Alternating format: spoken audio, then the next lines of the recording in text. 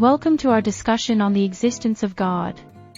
Today, we have the privilege of speaking with an expert in philosophy and theology. Let's begin with Anselm's ontological argument for the God's existence. Can you explain this argument in simple terms? Certainly. Anselm's argument asserts that the concept of God as a being greater than which nothing can be conceived implies his existence. In other words, the very idea of a perfect being necessitates that this being exists. Interesting. But how can we be certain that existence in reality follows from existence in our minds? Anselm's argument is a controversial one. Critics argue that existence is not a predicate that can be added to the concept of a being to prove its existence. They claim that existence is a separate matter altogether and cannot be derived from mere thoughts or concepts. Let's move on to René Descartes' ontological argument for the God's existence. Could you explain this argument? Descartes argues that since we have the idea of an infinite and perfect God, and since the cause of an idea must have at least as much reality as the idea itself, the idea of God must have originated from a being with infinite reality, which is God himself. So, Descartes believes that the very fact that we have the idea of a perfect God suggests that God must exist? Yes, Descartes contends that God's existence is inherent in our idea of him. However, critics argue that the mere existence of an idea does not guarantee the existence of its object in reality. Let's move on to Gödel's ontological proof.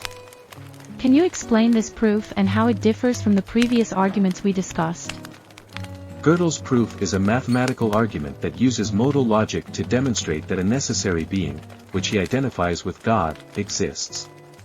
It's a highly complex proof that builds upon the modal logic system S5 and formalizes the notion of positive properties. Could you explain briefly how this proof works? In simple terms, Gödel's proof shows that if God's existence is possible, then it is necessary. Critics, however, argue that the proof's reliance on complex mathematical and logical concepts makes it inaccessible and open to interpretation. Moving on to Plantinga's ontological proof of the existence of God, could you provide an overview of this argument? Plantinga's argument centers on the notion that the concept of a maximally great being, which includes necessary existence, is logically coherent.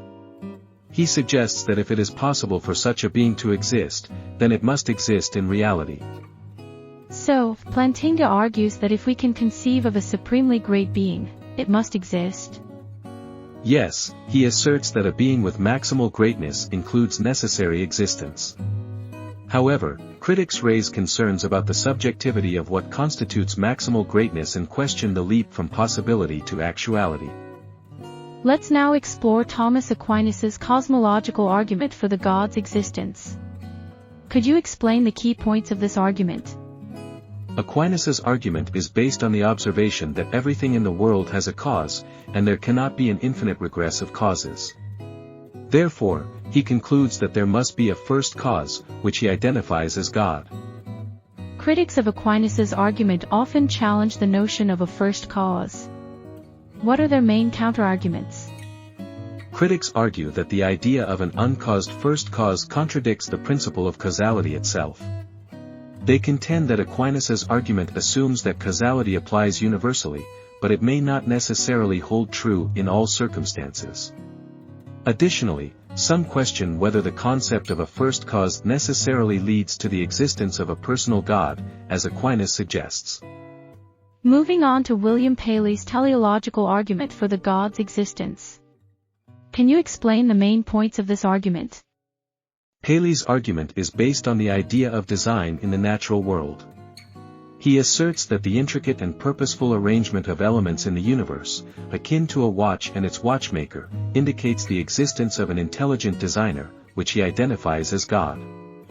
What are some counterarguments raised against Paley's teleological argument?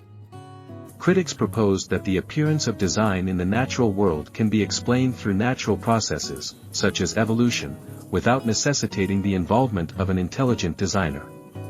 They argue that the presence of apparent design does not necessarily imply the existence of a supernatural being. Let's now discuss Pascal's wager, a pragmatic argument for belief in God. Can you explain this argument?